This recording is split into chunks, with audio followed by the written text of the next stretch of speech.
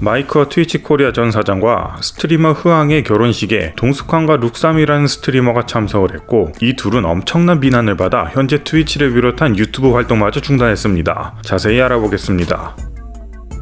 이 사건은 2019년에 터진 트위치 코리아의 운영자와 스트리머 간의 유착과 권력남용 의혹 사건입니다. 이 사건은 2017년부터 시작하는데요. 뜨뜨뜨뜨와 릴카라는 트위치 스트리머가 어느 날 갑자기 영구 정지를 당하게 됩니다. 정지 사유는 지속적이고 수상한 뷰어십이었는데요. 이 두 스트리머들은 특호로부터 일방적인 통보를 받게 됩니다. 여기서 말하는 뷰어십이란 흔히 뷰봇으로 지칭되며, 이 뷰봇은 해당 방송의 시청자 수를 뻥튀기 해주는 불법 프로그램으로 스트리머들의 인기 랭킹에 큰 혼란을 줄 수 있는 프로그램입니다. 릴카와 뜨뜨는 당시 트위치에서 급격한 성장을 보여 혹시 뷰봇을 사용하는 것이 아니냐는 의심을 받고 있었는데요. 이런 의심을 받던 와중 특허로부터 정지를 받게 되자 그 의심은 확신이 되었고, 아마존과 같은 대기업 산하에 있는 회사가 아무런 근거 없이 정지시켰을 리 없다며 네티즌들의 엄청난 비난이 쏟아졌습니다.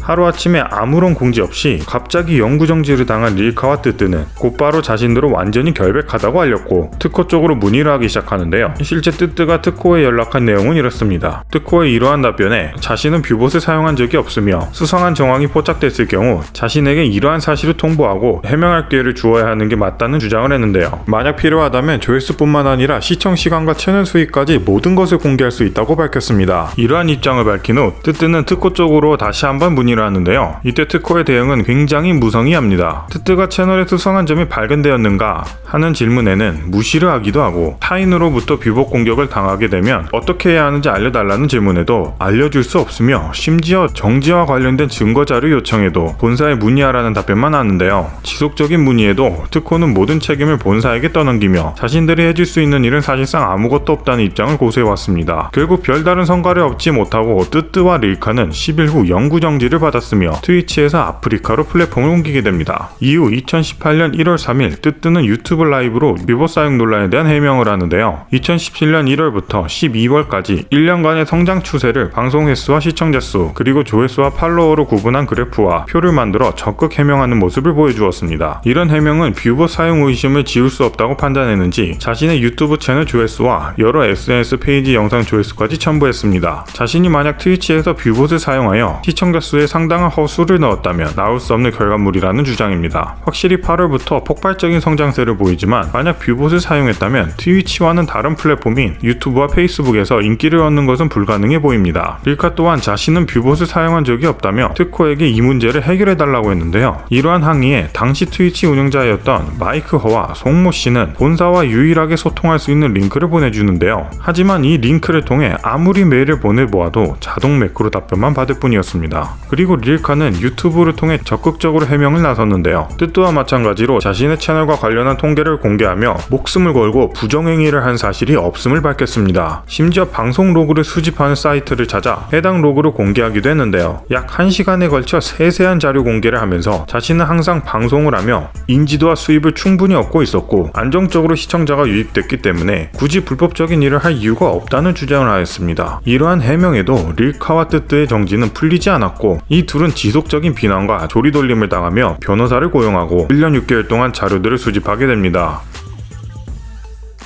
2019년 5월 이 둘은 충격적인 내용을 발표하는데요. 트위치 운영자 송모 씨와 마이크 허가 알려주었던 유일한 소통 메일은 실제 주소가 아니며 본사와 소통할 수 있는 트위치 파트너 메일은 따로 있다는 것이었습니다. 즉 본사와 소통을 의도적으로 차단한 상황을 포착한 것인데요. 파트너 메일 주소로 본사와 직접 소통한 결과 본사는 해당 정지 사항에 대해 전혀 몰랐으며, 뜨뜨와 릴카는 뷰봇 사용에 대한 그 어떤 경고를 받지 않았고 특허로부터 어떠한 도움 또한 받지 못했으며, 꼭 이루어져야 하는 12시간의 모니터링도 되지 않아 영구정지 규정에 속하지 않는다는 답변을 받았다는 것입니다. 심지어 2017년 당시 영구정지를 받았을 때 특호는 자신들이 정지를 준 것이 아니고 본사가 직접 정지를 준 사항으로 도와줄 수 없다고 했었는데요. 릴카의 조사에 따르면 릴카와 뜨뜨의 정지는 본사가 아닌 특호가 정지를 시켰으며, 그 중에서도 운영자였던 마이크 허가 직접 정지를 한 로그 기록을 확보했다고 합니다. 해당 증거들을 기반으로 운영자 중 한 명인 송모 씨에게 정지 해제를 요청했으나 메일을 읽고도 무시하는 중입니다. 심지어 본사에서 정지 해제하라는 지시까지 내려왔지만 이 또한 이행하고 있지 않습니다. 도무지 상식적으로 이해가 가지 않는 특허 운영진의 행보인데요. 왜 릴카와 뜨뜨 이 둘을 이렇게까지 노골적으로 본사의 지시도 무시할 정도로 불이익을 주는지 알아보겠습니다. 약 2년간 변호사까지 고용하여 증거들을 수집해온 릴카와 뜨뜨는 해당 내용들을 밝히며 상당 부분 명예를 회복하게 되었는데요. 증거를 수집하는 과정에서 이 둘은 익명의 스트리머로부터 마이크 허와 둘이 나눈 카톡 내용을 입수합니다. 그 내용은 정말 충격적이었습니다. 이 스트리머와의 카톡 도중 마이크 허는 릴카와 뜨뜨는 뷰봇이라고 못 박아두었는데요. 이 카톡 내용에 따르면 뷰봇을 악의적으로 사용할 수 있어 원칙적으로는 정지를 시킬 수 없지만 이 둘은 60일 넘게 사용하고 있어 절대 악의적인 공격을 당하고 있는 것은 아니라고 합니다. 또한 특허에서 자체적으로 이런 뷰봇을 잡아내는 프로그램이 있어 H양에게 제보를 받고 나서 프로그램을 돌려봤다고 했습니다. 이어서 본인이 돌리는 건지 팬이 돌리는 건지 알 수 없어 정지를 시킬 수 없지만 이 둘이 뷰봇을 쓰는 것은 팩트라고 했는데요. 심지어 이 둘의 뷰봇 사용이 커뮤니티에 공론화되자 관심을 분산하기 위해 다른 트위치 채널에도 사용하고 있다고 했습니다. 이어서 자신에게 해당 내용을 제보한 H양에게 말하자 엄청나게 울며 억울해했다고 합니다. 마이크와 익명의 스트리머 사이에서 계속 회자되는 사람인 H양은 흐앙이라는 스트리머로 릴카보다 먼저 트위치에서 방송을 시작한 스트리머입니다. 마이크는 제보된 카톡 대화 중에도 흐앙에게 트위치에서 더 컸으면 좋겠다, 트위치의 태연이라며 호감을 표시했고 심지어 어떻게 밀어줘야 할지 모르겠네 라는 운영자로서 공사를 구분 못하는 발언을 하기도 했습니다. 후에 밝혀진 사실이지만 흐앙이 아프리카에서 방송하던 시절부터 마이크는 흐앙을 눈여겨봐왔다고 합니다. 그리고 아프리카 TV 갑질 사건이 터지면서 풍월양, 쉐리, 대도서관 등등 대형 BJ들이 타 플랫폼을 찾아 떠날 때 흐앙은 당시 운영자였던 마이크 허로부터 연락을 받았으며 얼마 뒤 2016년 11월 6일 아프리카를 떠나 본격적으로 트위치에서 방송을 시작합니다. 평일 낮 시간대 방송에도 수천 명의 시청자를 모으는 저력을 보여주며 성공적으로 트위치에 안착했으며 이 시기부터 서로 교제를 시작했다고 알려져 있습니다. 하지만 아직도 이해가 가지 않는 점은 왜 릴카가 공격을 받았는가 하는 점인데요. 릴카는 흐앙보다 늦게 방송을 시작했지만 특유의 입담과 미모로 엄청난 주목을 받아 10개월도 안 되는 짧은 시간 만에 무서운 속도로 기존에 자리 잡고 있던 흐앙을 추격하기 시작했습니다. 마침내 2017년 12월경 릴카와 흐앙의 평균 시청자 수와 팔로워 수가 역전이 나게 되고 그 즉시 릴카는 영구 정지를 당하게 됩니다. 당시 릴카와 뜨뜨가 트위치에서 엄청난 성장세를 보이는 것에 의구심을 갖던 사람들로 인해 이 둘은 뷰봇 사용 의심을 받았었는데요. 마이크는 이 분위기를 이용하기로 합니다. 카톡 내용을 보면 이 둘의 파트너십 계약을 파기하고 일부러 발표를 하지 않으면 뷰봇 사용 의심이 확증으로 변할 것이라며 그렇게 되면 여론이 알아서 이 둘을 처리할 것이라고 했습니다. 이 내용은 뜨뜨가 모 스트리머에게 제보받은 내용으로 이 사건을 계기로 그동안 특허의 갑질을 참고만 있었던 스트리머들의 폭로가 이어졌습니다. 당시 마이크 허와 흐앙의 교제 사실이 알려지지 않았을 당시 푸딩이라는 스트리머는 둘 사이의 관계를 의심했는데요. 모 스트리머 파티에서 마이크 허에게 흐앙이 아닌 다른 여자친구가 있었다는 것을 들어서 알고 있었지만 마이크 허가 하루 종일 흐앙의 방송을 시청하고 있는 모습은 수상했기 때문입니다. 푸딩이 마이크 허와 흐앙의 관계를 물어보고 다니다는 소문을 전해들은 흐앙은 푸딩에게 직접 전화를 해 이런 협박을 했다고 합니다. 그래서 두 분이 사귀는 게 아닌데 제가 사귀는 거 맞냐고 질문해서 미안하다고 전화를 했는데 저한테 욕했어요. 그분이 방송 좆되게 해드려요? 이러면서 푸딩님 방송 좆되게 해드려요? 제가 호구 같아요? 그렇게 얘기를 했는데 저는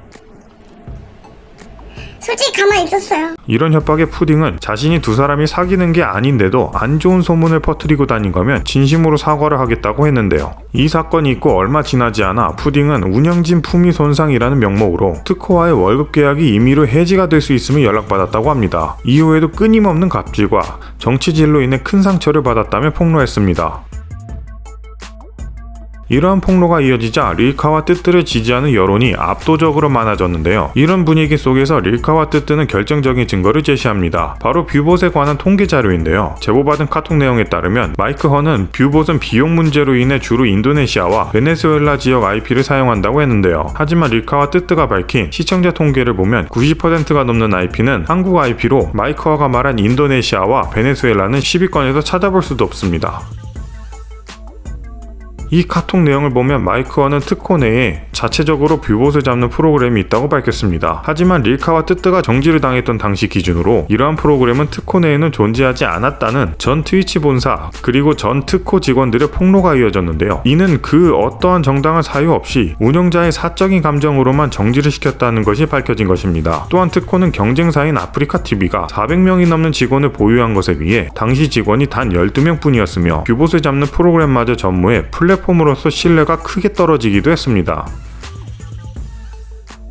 이 수년간에 걸친 사건으로 인해 특호를 향한 여론이 상당히 나빠진 가운데 이 여론에 기름을 부은 사건이 있었는데요. 바로 마이크 허와 흐앙의 결혼입니다. 그동안 흐앙과 마이크 허의 관계는 확실한 증거가 없어 소문만 무성할 뿐 수면 위로 드러나진 않았는데요. 결국 2020년 1월에 이 둘이 결혼이 확정이 되면서 그동안 있었던 모든 이슈들이 재점화되기 시작했습니다. 전 특호 운영자의 결혼식인 만큼 여러 스트리머들이 참석했는데요. 이 결혼식 참석으로 가장 문제가 된 건 바로 동숙환과 룩삼이었습니다. 동숙환은 일찍이 릴카와 뜨뜨가 특호로부터 부당한 일을 당하자 특호에 일침을 가한 적이 있습니다. 동숙환은 트위치에서 방송을 시작하자마자 시청자 수 2,000명을 돌파한 대형 스트리머로 워낙 성장세가 빠르고 OGN 등 공영방송에도 출연하여 마이크와의 총애를 받는 유착관계가 아닌가 하는 의심을 사기도 했는데요. 심지어 박근혜 정권의 핵심 적폐 세력으로 지목된 문고리 3인방의 비유가 되기도 했습니다. 이러한 루머에 동숙환은 특호가 빨리 해명을 해줬으면 한다며 자신은 운영자와 친분을 쌓아 대형 스트리머로 성장한 사실이 전혀 없으며 현재 릴카와 뜨뜨 사태에 침묵하는 것은 정말 자신이 잘 모르기 때문이라고 했는데요. 당시 팬들은 동숙환이 특호의 해명을 촉구해 운영진들에게 일침을 가했다며 환호했었습니다. 그런데 마이크와 흐앙의 결혼식에 동숙환이 참석한 사실이 밝혀지면서 비난을 받기 시작했는데요. 결혼식 참석으로 인해 많은 커뮤니티에서 해명 요구가 끊이질 않자 1월 30일 1차 해명 방송을 하게 됩니다. 이 방송에서 축의금만 보내고 참석을 하지 않으려고 했으나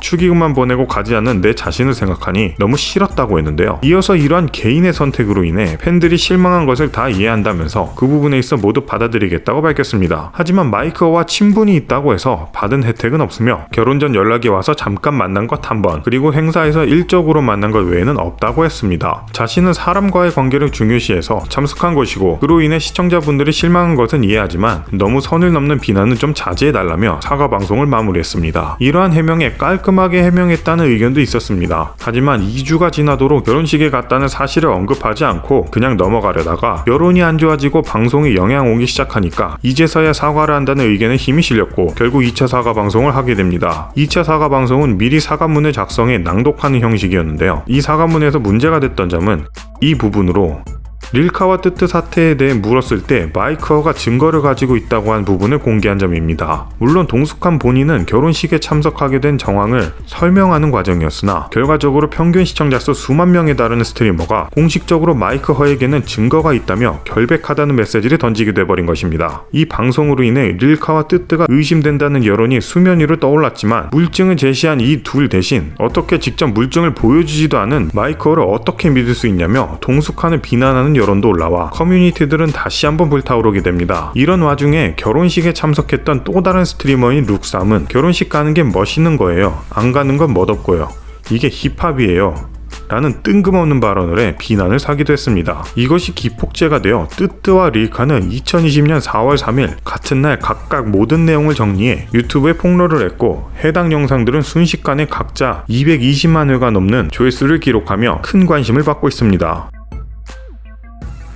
이 사태로 인해 뜨뜨는 불면증을 겪고 있으며 약 2년간 한 번도 마음 편하게 잠들지 못했다고 합니다. 조금의 백색 소음만 들려도 잠을 설칠 만큼 극심한 스트레스를 받았다고 하는데요. 릴카 또한 우울증과 식이장애를 겪었고 뷰봇과 관련한 기사 한 줄만 보아도 구토를 하는 등 엄청난 스트레스에 시달렸다고 합니다. 이러한 상황에서도 고소를 하지 않는 이유는 특호를 고소하게 될 경우 특호뿐만 아니라 아마존을 등에 업은 트위치라는 거대한 기업과 싸워야 한다는 점과 핵심적인 물증들과 로그 기록들은 모두 특호 본사에 있기 때문이라고 합니다. 이 둘의 입장은 언제든지 자신들이 허위사실 유포로 고소를 당한다면 공식적인 경찰 조사가 진행될 수 있어서 환영한다는 입장입니다. 이번에 정리한 내용 중에 렐라의 폭로, 괴물지의 폭로, 초승달, 알버트 킴에 대한 내용 등 영상이 너무 무의미하게 길어질 것 같아 제외한 내용들이 많습니다. 하루빨리 이 사태가 종결되고 진실이 빛을 보았으면 합니다. 여러분들의 생각을 댓글로 남겨주세요. 긴 영상 봐주셔서 감사합니다.